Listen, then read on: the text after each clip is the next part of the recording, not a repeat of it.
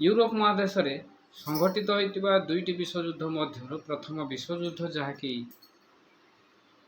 1914 मसीह संगठित होता एवं आज आम आलोचना करवा ये प्रथम विश्वयुद्ध पाई काइजर द्वितीय विलियम केते परिमाण रे दायी। गोटे कथा प्रश्न आसे मुख्य कथा जो 1871 मसीह 1890 जर्मनी शासन क्षमतार German chancellor Sir Otto von Bismarck थिले।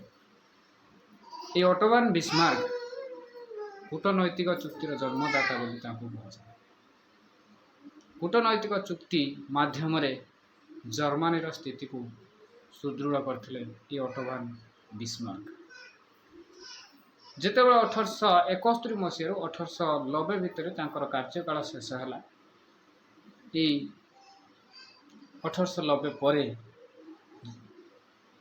चांसेलर बिस्मार्क शासन पतन पर जेतेबेले क्षमता को आसिले काइजर द्वितीय विलियम जेतेबेले जर्मन शासन क्षमता को हाथ में धरले तांकरी समय प्रथम विश्वयुद्धर कारण आरंभ हो जाइतिला। बिस्मार्कंकर जो नीति थिला कूटनैतिक चुक्ति से कूटनैतिक चुक्ति को भूली काइजर द्वितीय विलियम चाहूले जर्मनी को विश्व में अद्वितीय शक्ति करने को अद्वितीय शक्ति कर गढ़ी तोड़ा जो स्वप्न देखी से जर्मनी समर सज्जा को द्विगुणित करते एवं जड़े उग्र हिंस्र अपरिणामदर्शी नेतृत्वर अधिकारी थिले ये काइजर द्वितीय विलियम।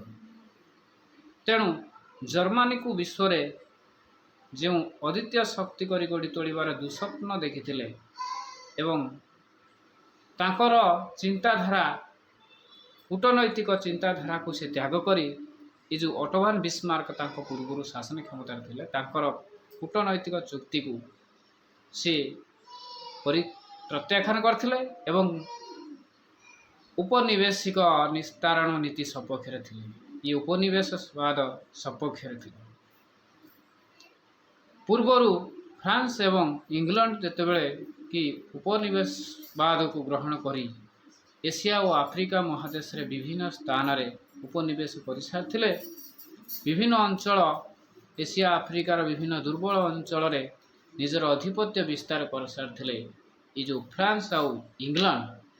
तेणु बाध्य काइजर द्वितीय विलियम को नूतन स्थान अन्वेषण करने को लगी पड़े एवं तांकर उग्र जातीयतावाद उग्र हिंसात्मक पंथा द्वारा जर्मनी यूरोप महादेश रे इंग्लैंड फ्रांस एवं रूस परी महाशक्ति मानक सम्मुख रे एक प्रतिद्वंदी शक्ति बा एक शत्रु भाव में उभा है।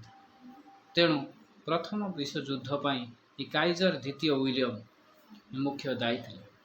जहाँ प्रथम विश्वयुद्धर फलाफल मध्य जर्मनी को परास्त होबाक पड़ता एवं परिशेष रे ए हिंस्र उग्र मानसिकतार व्यक्ति जे काइजर द्वितीय विलियम शेष में जर्मनी छाड़ी निज मोटरसाइकेल जोगे हॉलैंड पलायन करते।